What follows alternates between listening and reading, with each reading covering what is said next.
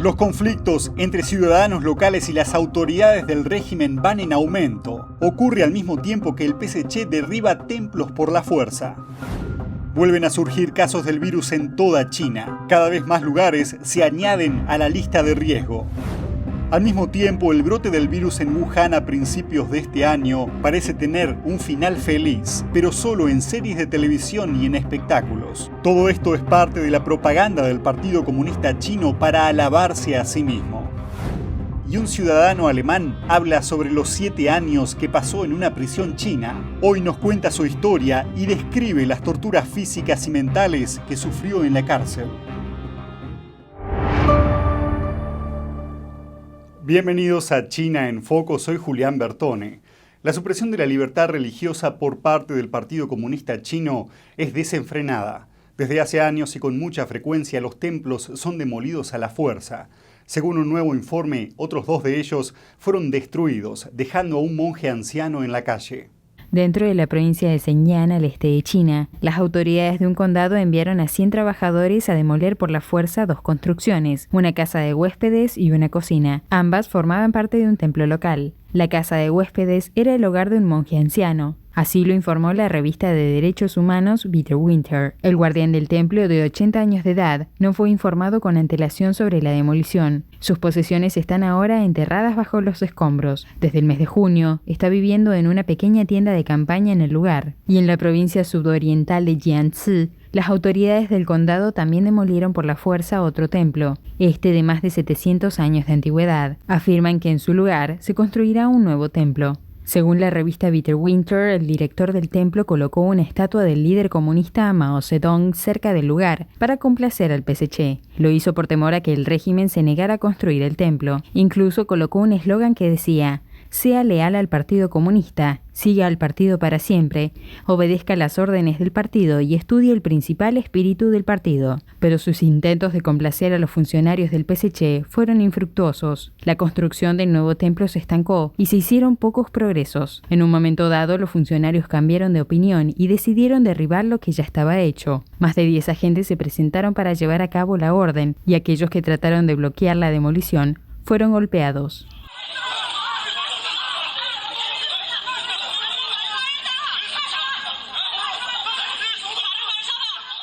En otro condado, las autoridades demolieron un templo de cerca de 2.000 metros cuadrados. Cuando los locales trataron de defender el edificio, fueron maltratados por la policía. Un residente fue golpeado tan fuerte que sufrió una conmoción cerebral. La policía también confiscó y rompió los teléfonos celulares de los residentes locales para evitar que filmaran o tomaran fotos del incidente. Y en la provincia de Liaoning, un templo fue convertido por la fuerza en un asilo de ancianos. Todas las estatuas religiosas fueron retiradas. Una víctima contó a Bitterwinter que los esfuerzos del régimen por reprimir las religiones tienen el objetivo de evitar que las creencias religiosas se desarrollen en China, ya que el régimen comunista exige que sus ciudadanos vean al partido como la más alta autoridad. Ahora echemos un vistazo al virus del PSC en China. Una nueva ola de casos está arrasando la ciudad más grande de China. Un brote en Shanghái se extendió más allá de las fronteras de la ciudad. La provincia de Anhui afirma que un paciente con el virus fue infectado en Shanghái. Anhui está a unas 5 horas en automóvil de la ciudad. Ocurrió un día después de que las autoridades de Shanghái confirmaran el número de casos locales el 9 de noviembre. Uno de los casos confirmados en Shanghái es un hombre de 51 años llamado Wang.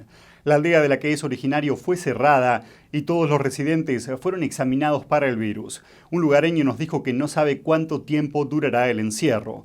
Otro residente nos contó que le preocupa que el virus se propague.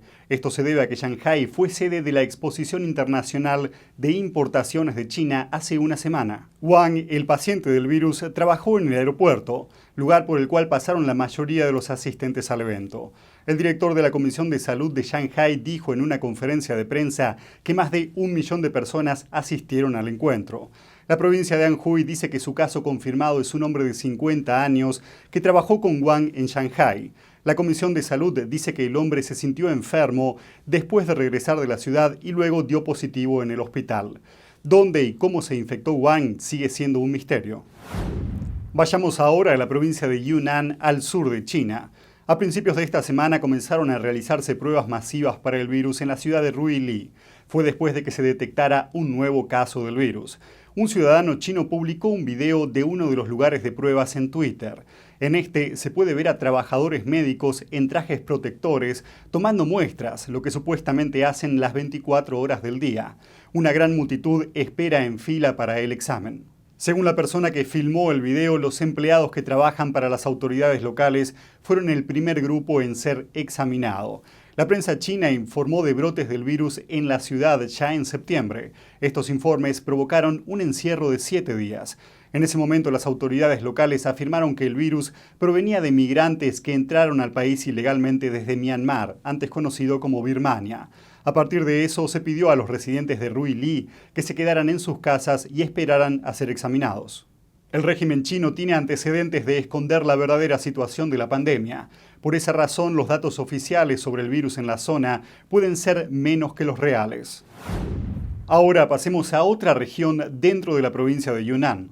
Según una actualización del lunes de la Comisión de Salud de la provincia, 2 ciudadanos de Myanmar fueron diagnosticados con el virus. Se encontraban en una pequeña región fronteriza llamada Condado de Meng Ding, y ambos eran casos asintomáticos. Hasta el 9 de noviembre había 10 casos positivos confirmados, 6 de los cuales eran asintomáticos. 2 días antes de que se confirmaran los casos positivos, se realizaron pruebas grupales nocturnas en el distrito industrial del condado. Al día siguiente el área fue cerrada, lo que significa que las zonas residenciales fueron selladas y se impuso una cuarentena de 14 días. Todo está cerrado, en ambos sentidos, y parece serio. Todo el mundo está obligado a hacerse la prueba. No hay lugar para comprar cosas, porque todo está cerrado. Solo las farmacias y los negocios de comestibles pueden abrir por un tiempo.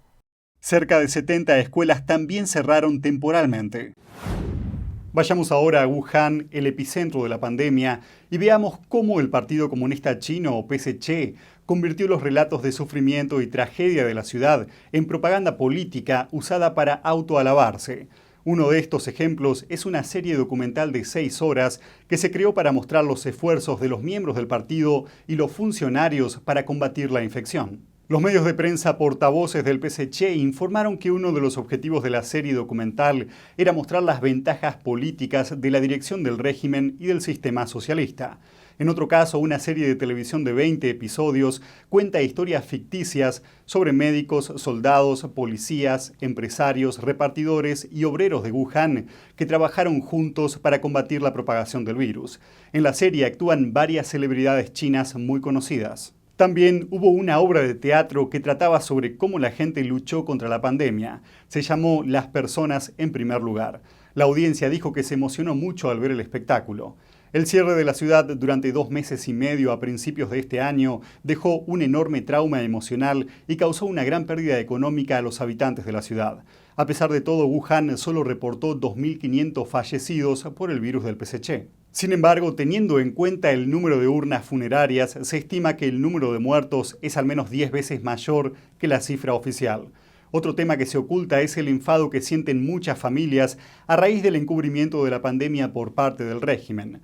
Las interpretaciones distorsionadas también dejaron poco o ningún espacio para el luto y aún menos para la reflexión sobre los errores y responsabilidades de las autoridades chinas. Los programas de televisión y los espectáculos tampoco mencionan a los médicos denunciantes que fueron castigados por advertir al público sobre la gravedad del virus. Asimismo, ninguna de las series reconoció a los periodistas ciudadanos que fueron arrestados por informar sobre el número de muertos de COVID-19. En cuanto a estos periodistas, todavía se desconoce el paradero de algunos de ellos. Los funcionarios chinos parecen venir considerando cómo utilizar la historia de Wuhan en su beneficio desde el comienzo de la pandemia.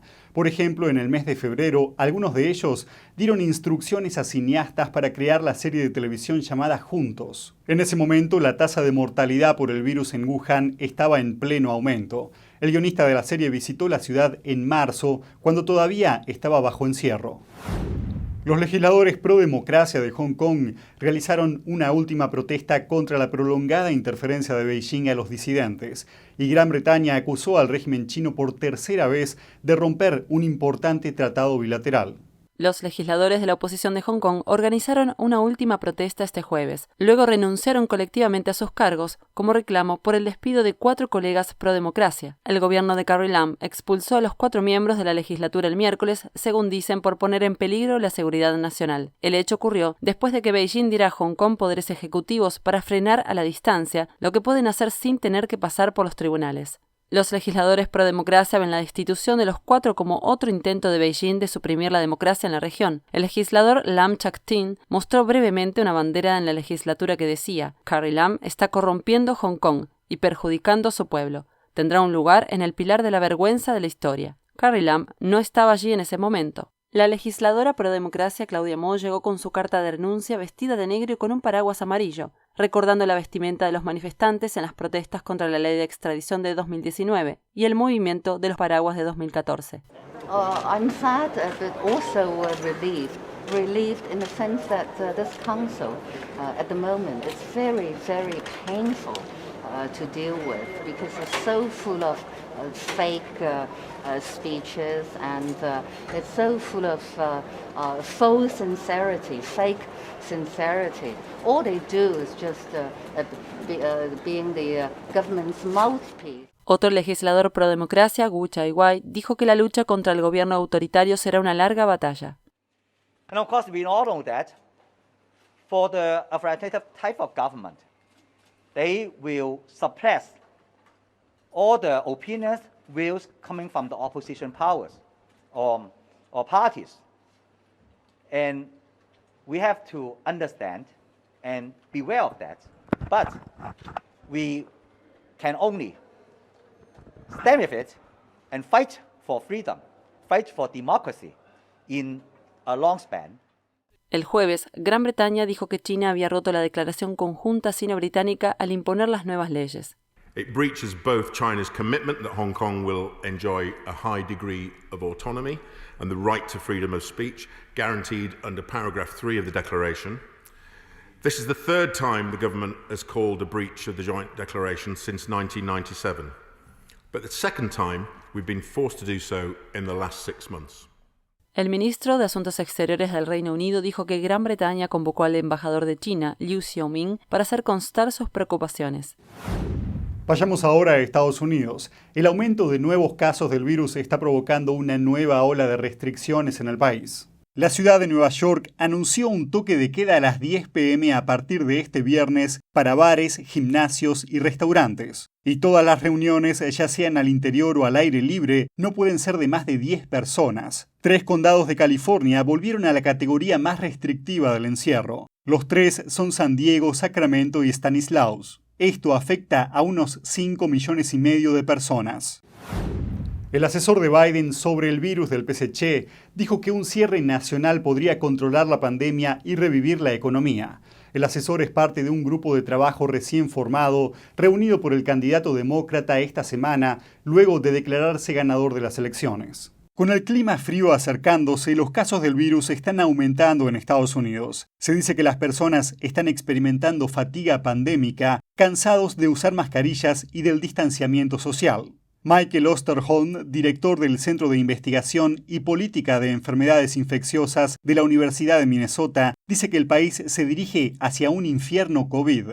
Osterholm es también uno de los 12 miembros recientemente nombrados para el grupo de trabajo COVID-19 de Biden. Dice que un cierre nacional podría ayudar a controlar la situación. En una entrevista con Yahoo Finance dijo, y cito, "Podríamos pagar un paquete ahora mismo para cubrir todos los salarios perdidos de los trabajadores individuales, las pérdidas de las pequeñas empresas, las empresas medianas o los gobiernos de las ciudades, estados y condados. Si lo hiciéramos, entonces podríamos cerrar de 4 a 6 semanas. El doctor Anthony Fauci, director del Instituto Nacional de Alergias y Enfermedades Infecciosas, cree que si la gente usa mascarillas y se distancia socialmente, no hace falta un encierro. Y durante una aparición virtual en el programa Good Morning America de ABC, afirmó que no hay ánimos de encierro en el público estadounidense. Dijo además que la ayuda está en camino con una vacuna. Se refería a la vacuna de la empresa farmacéutica Pfizer, que informó esta semana de resultados provisionales positivos en su ensayo de fase 3 de una vacuna candidata para COVID-19.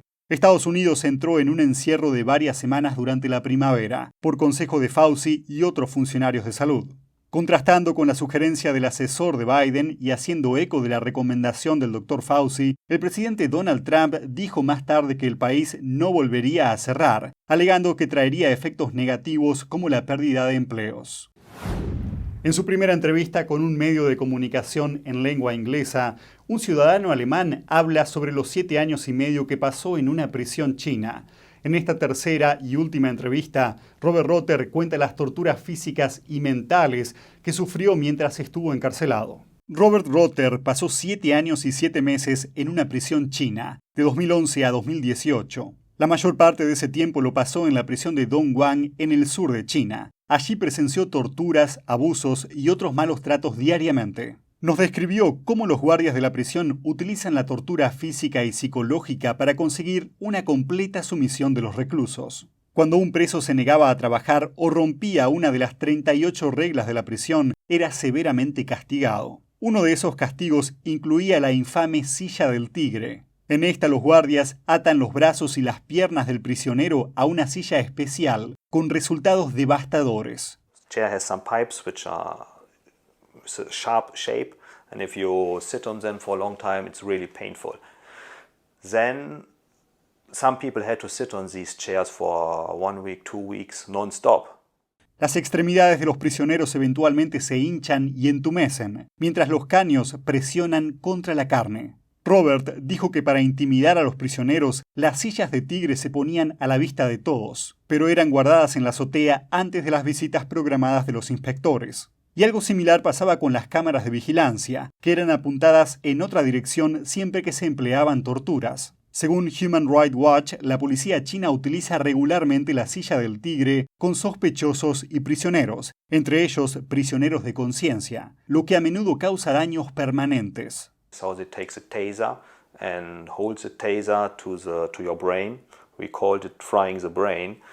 Or they use the taser on other spots on your body. It's kind of common to destroy you. If you get tasered on your brain, then the person really become, I would say, stupid. Yeah, they lose their mind. They cannot talk properly anymore. They become very slow in their movements, and you see that their brain is damaged.